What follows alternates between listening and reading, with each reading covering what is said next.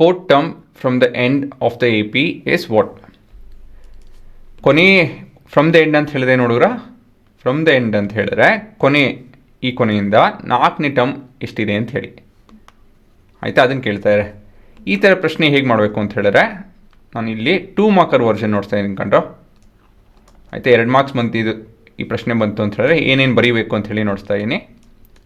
ಹಾಂ, ಮೊದಲೇದಾಗಿ ಈ ಥರ ಕೊನೆಯಿಂದ ಅಂತ ಏನಾದ್ರು ಕೇಳ್ತು ಅಂತ ಹೇಳಿದ್ರೆ will start of with on reversing the A P ಅಂತ ಹೇಳಿದ್ರೆ ಕೊಟ್ಟಿರೋ ಎ ಪಿನ ನಾವು ಉಲ್ಟಾ ಮಾಡ್ತಾ ಇದ್ದೀವಿ ಅಂತ ಹೇಳಿ ಏನಾಗುತ್ತೆ, 49 ಬರುತ್ತೆ ಕೊನೆಯದಲ್ಲಿ, ಅಲ್ಲ ಮೊದಲೇದು 49 ಆಗುತ್ತೆ, ಕೊನೆಯದು 11 ಆಗುತ್ತೆ, -11 ಅಲ್ವಾ? ಸರಿ ತಾನೆ? ತಪ್ಪು, ಇದೆ 5 ಇರಬೇಕು, 8 ಉಲ್ಟಾ. ಸರಿನಾ? ಇವಾಗ ಇಲ್ಲಿ A is 49,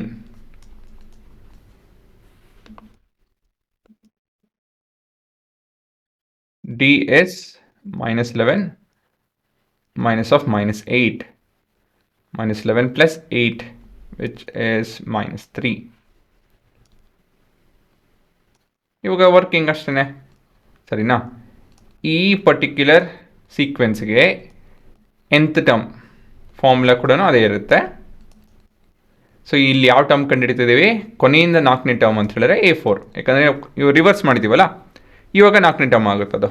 so A4 is equal to 49 plus 3 into common difference is -3 ಅಲ್ವಾ?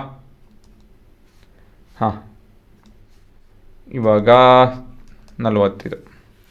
ಸೊ ಉತ್ತರ 40. ಕೊನೆಯದಾಗಿ ಒಂದು ಸ್ಟೇಟ್ಮೆಂಟ್ ಬರ್ದ್ಬಿಡೋಣ. The fourth term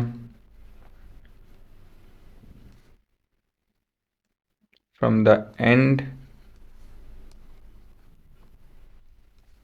of the AP is 40. So ಇದೆ ನಿಮ್ಮ ಉತ್ತರ.